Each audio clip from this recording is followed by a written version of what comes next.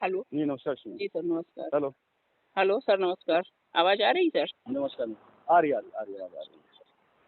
आज हमने सोचा और सर बताएँ कैसे ठीक है, आज हमने जी, सोचा कस्टमर के लिए बात कर ली जाए।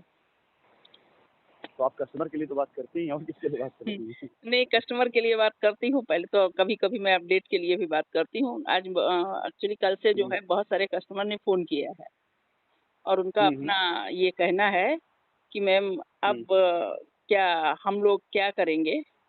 क्या हम लोग सुप्रीम कोर्ट जाएँगे या क्या करेंगे? क्या चल रहा है? तो आप सर अपडेट करिए थोड़ा-सा। ऐसा है कि सुप्रीम कोर्ट जाने की जो तैयारी है, वो हमने अपने स्तर से पूरी करवा ली है। जी, मतलब कंपनी के स्तर से पूरी तरह सुप्रीम ने तैयारी करा ली है।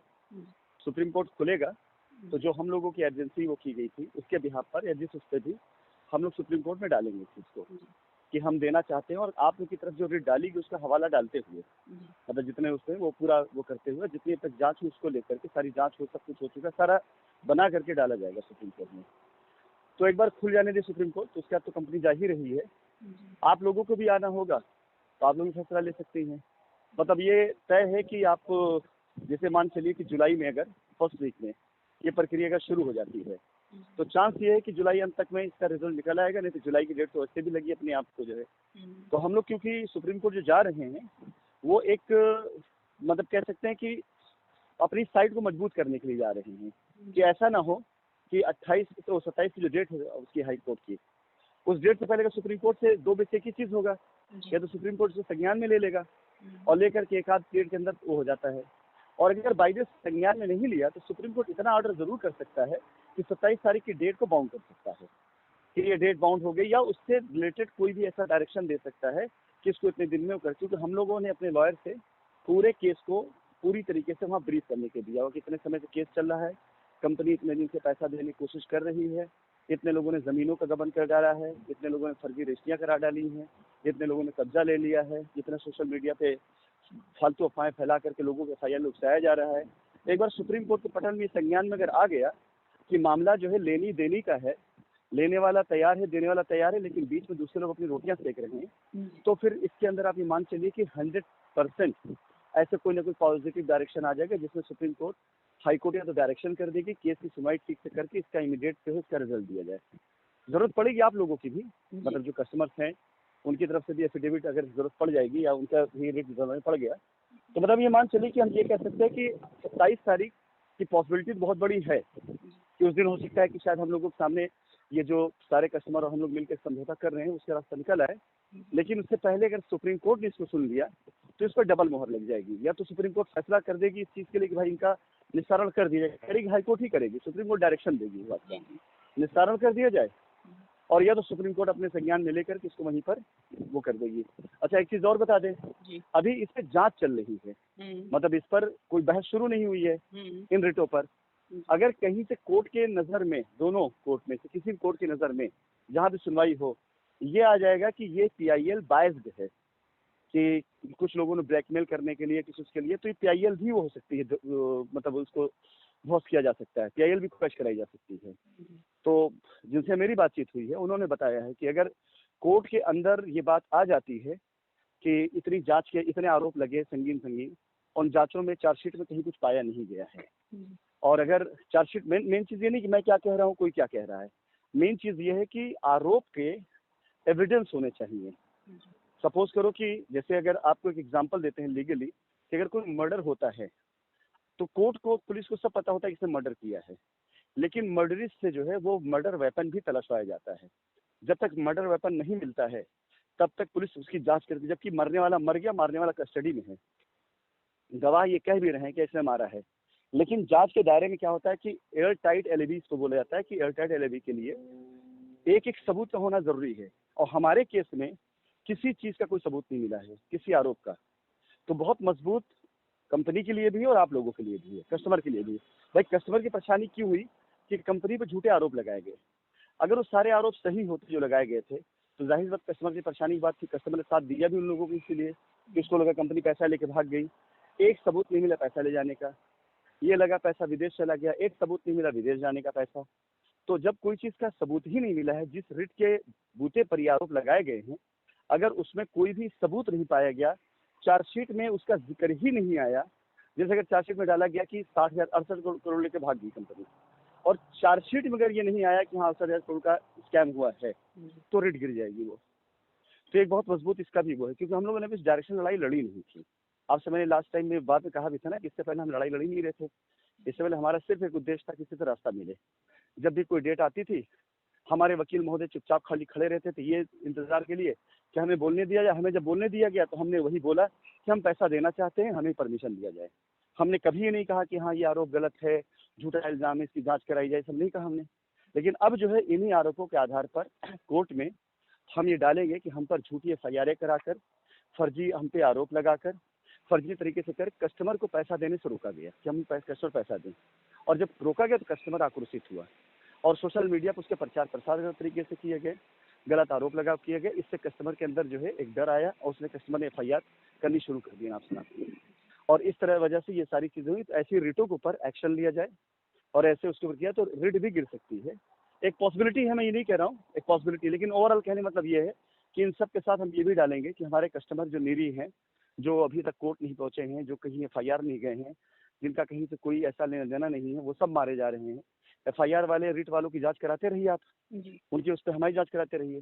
लेकिन कम से कम ऐसे लोगों को तो रास्ता दिया जाए ना जो एफआईआर में नहीं गए, जो रिट में नहीं गए। जी बिल्कुल, ऐसे लोग ही ज्यादा परेशान है कि हम लोग तो कहीं गए हाँ, नहीं है और हम लोग क्या वही वही करें। वही अब हम उन्हीं के लिए रास्ता मांगने जा रहे हैं हम लोग। तो अब ये मोटा मोटा ये मान चलिए कि 80-90% हमारा फोकस वही कस्टमर से, क्योंकि लीगल की वजह से तो उलझा दिया इन लोगों ने उस पर, और जांच भी करा ली, कहीं कोई वो नहीं है। और अब अगर देखिए इसमें क्या है ना कि बहुत ज्यादा ऐसी केसेस हैं जिन पर चार्जशीट फाइल हो चुकी है।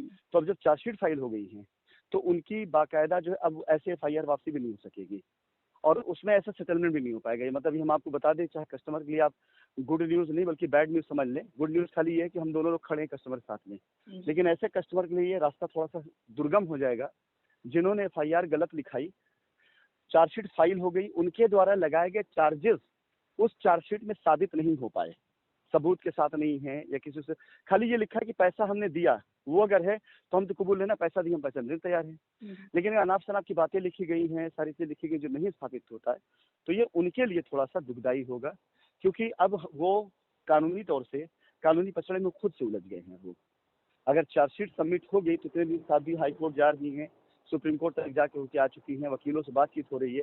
आपको अच्छे से पता है कि चार्जशीट सबमिट होने के बाद आप बाहर से खाली से समझौता नहीं कर सकते। तो मतलब कोई कस्टमर अगर कल खड़ा हो और हम लायबिलिटी उतारने तैयार हो जाएं कि हाँ भाई चलो हम दे रहे हैं, तो उस कस्टमर को तो हम दे ही नहीं सकते कानूनी तौर से जिस कस्टमर की चार्जशीट सबमिट हो गई है। और जब तक उसका ट्रायल ना हो, ट्रायल में दो चीज़ें होंगी। अगर उसका आरोप ट्रायल में गिर जाता है, मतलब साबित नहीं होता है, तो इसका मतलब कि वो मुकदमा हार गया। वो मुकदमा हार गया तो क्लेम का मतलब कुछ ऐसी चीज़ें अभी मैं नहीं बताना चाहता हूँ, लेकिन थोड़ा सा कॉम्प्लिकेशन उन लोगों के लिए हो जाएगा जो एफआईआर में गलत एफआईआर में गए हैं, गलत एफआईआर गलत इसलिए गए। क्योंकि बताया ना, इससे पहले मैं मुकदमा नहीं लड़ा था, इससे पहले मैं सिर्फ समझौते की बात कर रहा था। अब हम लोग पूरी तरीके से, पूरी ताकत इस बात पर है कि जो कस्टमर अपने साथ आ रहा है, जैसे जितने लोग रिट में गए हैं ये कहें रास्ता मांगने के लिए, हम उनके साथ खड़े हैं, वहाँ कोई वो नहीं है, आपत्ति नहीं है। जो लोग नहीं गए हैं किसी भी रिट में, किसी फायर में, उनके साथ भी खड़े हैं, उन सब के लिए हम लोग रास्ता मांगेंगे। लेकिन जिन लोगों ने एफआईआर में गलत चीज़ें कोट करी हुई हैं, या जो लोगों ने पैसा नहीं दिया, इसमें जानती हैं एक और चीज़ किसी ने बताया नहीं, लेकिन कानून हमको देता, अगर मान ली किसी ने आधा अधूरा पैसा दिया है, ईएमआई पे प्लॉट लिया है और उसने पूरा पैसा नहीं दिया, तो वो डिफॉल्टर, हम नहीं डिफॉल्टर हैं। अगर उसने केस डाल दिया है, उसने केस पैसे की रिकवरी का डाला है, ये नहीं डाला हुआ है कि हाँ मतलब हमने ईएमआई नहीं जमा करी या ईएमआई नहीं दे रहा है, अगर बाई द वे, और बाई द कोई डिफॉल्टर है, किसी ने पहले से मतलब डिफॉल्ट कर रहा है, तो ऐसे केस अगर स्कूटनी करके निकाले जाएंगे कि जो ड्यूरिंग कंपनी जब रन कर रही थी उस टाइम पर जो डिफॉल्ट हुए थे, अगर वो लीगल में गया है ना, तो उल्टा उसके ऊपर बनता है कि वो डिफॉल्ट किया, हमने नहीं डिफॉल्ट किया है। और ऐसे कई रूलिंग्स हैं, सुप्रीम कोर्ट की ऐसी कई गाइडलाइन हैं और ऐसे कई सुप्रीम कोर्ट के जजमेंट हैं जिसमें बिल्डर्स के फेवर में जजमेंट आया है कि अगर कोई कस्टमर डिफॉल्ट कर गया है और प्रोजेक्ट कंप्लीट नहीं हो पा रहा है, तो बिल्डर इमीडिएट पैसा देने के लिए बाध्य नहीं हो सकता तब तक जब तक या तो उसकी ज़मीन किसी और को ना बेच दिया जाए, और या तो फिर जब तक प्रोजेक्ट कंप्लीट ना हो जाए। ऐसे कई गाइडलाइन हैं। बताया इससे पहले जब मुकदमा नहीं लड़े तो किसी ऐसे वकील से राय भी नहीं लिएगा जो इसका स्पेशलिस्ट हो। जी। अब जब मुकदमा ही लड़ना है तो ऐसे वकील से राय लीजिए उसके स्पेशलिस्ट है जो केस ही लड़ते हैं इस तरह के। जी। तो उनकी तरफ से ये चीज़ जो है वो मैं आपको बता रहा हूँ कि अच्छा। कस्टमर में तो उनको परेशान। अच्छा बोलिए। सर, अगर किसी कस्टमर ने मान लीजिए ईएमआई पे प्लॉट लिया और उसने हम्म, ईएमआई भरती रही, लेकिन तब तक कंपनी बंद हुई है, तो उसकी कुछ हम्म, ईएमआई बाकी रह गई। हम्म, अब वो ये कह रहा है कि मैं मतलब जब कंपनी लौटे ये सेटलमेंट होगा तो उसे प्लॉट चाहिए, हम्म। तो वो बाकी ईएमआई भरेगा, तो उसका कैसे निपटेगा? एक मिनट, आप फिर बोलिए कि मैसेज आ गया था, फिर से रिपीट करिए सवाल। जैसे कस्टमर ने किसी ईएमआई वो कस्टमर ने ईएमआई पे प्लॉट लिया और ईएमआई रह गई थी, पूरा पैसा नहीं जमा कर हम्म, पाया और तब तक कंपनी के खाते हम्म, बंद हो गए। अब वो ये हम्म, कह रहा है कि मैं मतलब मेरा इतना पैसा बाकी है और हम अपना प्लॉट चाहेंगे, जो पैसा शेष है वो ठीक। हम अपना दे देंगे। तो उसे कैसे देना होगा? ईएमआई पर देना होगा या पूरी तरीके से एक साथ देना होगा? देखिए यहाँ पे क्या है ना, नहीं जरूरी नहीं कि एक साथ दे, वो दोनों का कंसीडर किया जाएगा यहाँ पर, क्योंकि यहाँ पर तो विवाद ही नहीं है ना।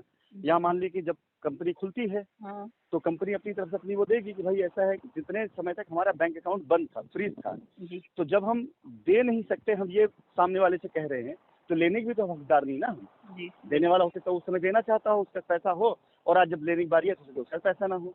तो दोनों एक तराजू में है, बराबर में। मतलब अगर हम देना चाहते हैं और नहीं दे पा रहे, और हम यही अपने आप को बता रहे मजबूरी, भाई हम देना चाहते थे लेकिन दे नहीं पा रहे, तो कस्टमर की तो मजबूरी हो सकती है ना। तो वो देना चाह रहा होगा हमें लेकिन नहीं दे पाया होगा उस टाइम पर।